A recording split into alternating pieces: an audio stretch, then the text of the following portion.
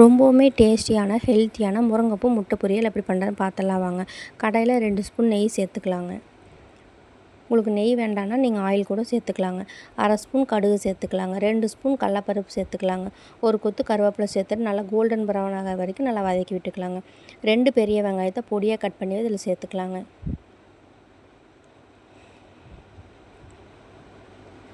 இப்போ உங்கள் காரத்துக்கு தேவையான அளவு காஞ்ச மிளகாய் சேர்த்துக்கலாங்க. அளவான உப்பு சேர்த்துக்கலாங்க. நல்லா க்ளீன் பண்ணி வச்சு கழுவி வச்சுருக்கிற முருங்கைப்பூவை இதில் சேர்த்துக்கலாங்க. நல்லா தண்ணி தெளித்து விட்டு லிட் க்ளோஸ் பண்ணி ஒரு 5 நிமிஷம் நல்லா வேக வச்சு எடுத்துக்கலாங்க. முருங்கைப்பூ நல்லா வெந்து வந்துடுச்சுங்க.